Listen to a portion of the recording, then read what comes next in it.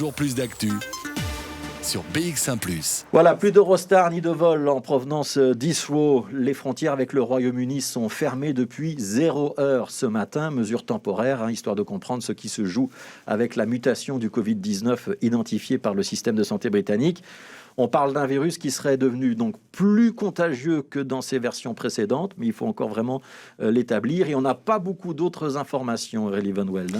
Et oui, cette hypothèse s'appuie en fait sur une augmentation très forte des cas de contamination à Londres et dans le sud-est de l'Angleterre ces derniers jours. Ce n'est pas la première fois que le Covid-19 mute. Certains généticiens estiment même que près de 300 000 mutants du COV2 ont déjà été séquencés dans le monde. Le mot peut faire peur, mais en réalité, muter, c'est dans son ADN, si on peut dire ça comme ça. Il fait partie de la famille des coronavirus qui évolue en fonction des personnes contaminées. Plus il y a de personnes infectées, plus il y a de mutations aléatoires. Yves Copiters se veut donc rassurant. Il est, vous le savez, épidémiologiste et professeur de santé publique à l'ULB.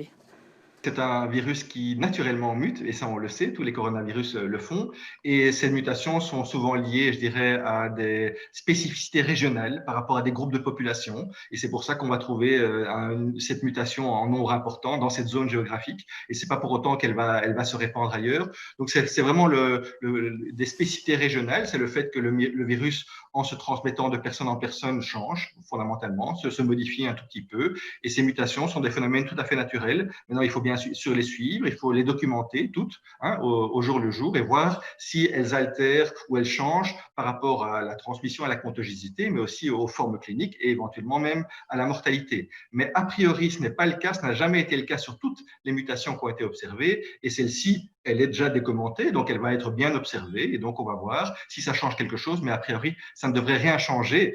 Alors, question Aurélie, est-ce que cette nouvelle souche, cette nouvelle mutation est plus contagieuse, vraiment plus contagieuse, et est-ce qu'elle peut nuire à l'efficacité du vaccin ?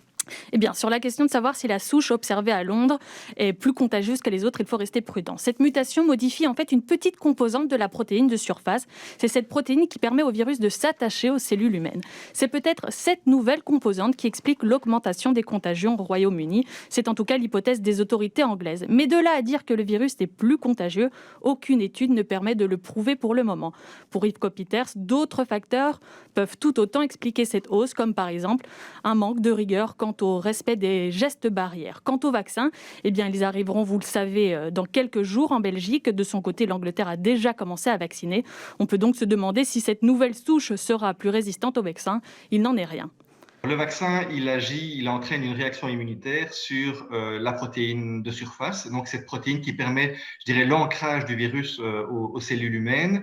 Et donc, non, le vaccin va agir sur tout un ensemble de composantes de cette protéine et pas une seule composante. Donc, non, le vaccin va induire une immunité, je dirais, naturelle par rapport, je dirais, à cette composante virale. Et c'est pas cette petite modification a priori qui va changer quelque chose. Alors, bien sûr, ce sont aux producteurs de vaccins de suivre ça, de retester en fonction de cette nouvelle souche. Mais par rapport, je dirais, à l'ensemble et la variété des souches qui circulent à travers le monde, on voit que ça n'altère pas l'efficacité, en tout cas à ce niveau-là.